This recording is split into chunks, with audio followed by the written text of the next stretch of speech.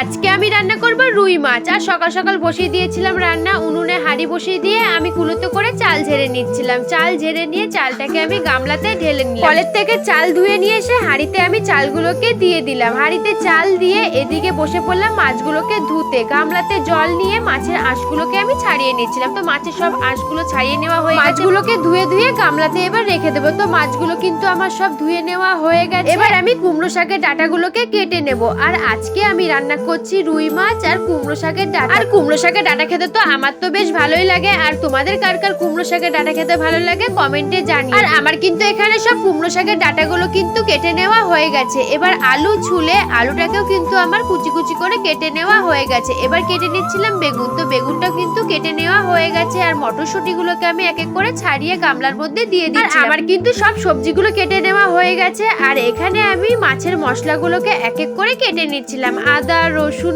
আমার কিন্তু সবকিছুই কেটে নেওয়া হয়ে গেছে। আর এদিকে আমার ভাতও হয়ে গেছে। উনুন থেকে ভাত নামিয়ে শাকের ডাঁটাগুলো কড়াইতে দিয়ে লঙ্কা দিয়ে জল দিয়ে কিছুক্ষণ নেড়ে চেড়ে সেদ্ধ হতে দিয়েছিলাম। আর লবণ দিয়ে হলুদ দিয়ে নেড়ে চেড়ে কিন্তু সেদ্ধ হয়ে গেছে। ফোড়নগুলো ভেজে তেলের মধ্যে কুমড়ো শাকের ডাঁটাটা আমি ঢেলে দিলাম। আর নেড়ে চেড়ে কিন্তু কুমড়ো শাকের ডাঁটা আমার এদিকে রান্না করা হয়ে গেছে। গামলাতে কুমড়ো শাকের ডাঁটাটা নামিয়ে রেখে কড়াইতে আমি তেল দিয়ে রুই মাছগুলো এক এক করে তেলের মধ্যে আমি দিয়ে দিচ্ছিলাম। আর কিছুক্ষণ রেখে দিয়েছিলাম। মাছগুলো কিন্তু ভাজা হয়ে গেছে। আর এদিকে মাছগুলো উল্টে পাল্টে আমার কিন্তু সব ভেজে নেওয়া হয়ে তেলের মধ্যে দিয়ে আলুগুলোকে নেড়ে চেড়ে আমার ভেজে নেওয়া হয়ে গেছে। এবার দিয়ে দিলাম পেঁয়াজ। পেঁয়াজ দিয়ে নেড়ে চেড়ে কিন্তু এদিকে পেঁয়াজগুলো ভেজে নেওয়া হয়ে গেছে। মশলা ঢেলে দিলাম। মশলা ঢেলে দিয়ে লবণ হলুদ দিয়ে কিছুক্ষণ নেড়ে চেড়ে কিন্তু এদিকে মশলাটা আমার ভেজে নেওয়া হয়ে গেছে। এবার দিয়ে দিলাম জল। আর জল দিয়ে কিছুক্ষণ রেখে দিয়েছিলাম। মাছের আলুটা সেদ্ধ হয়ে গেছে। মাছগুলো এবার ঝোলের মধ্যে ঢেলে মাছগুলো দিয়ে নেড়ে চেড়ে কিছুক্ষণ রেখে দিয়েছিলাম। আর এদিকে কিন্তু মাছ তরকারিটা আমার পুরোপুরি কমপ্লিট। আর মাছ তরকারিটা এদিকে গামলাতে নামিয়ে নিলাম। আর ভিডিওটা ছিল একটুকুনি, টাটা।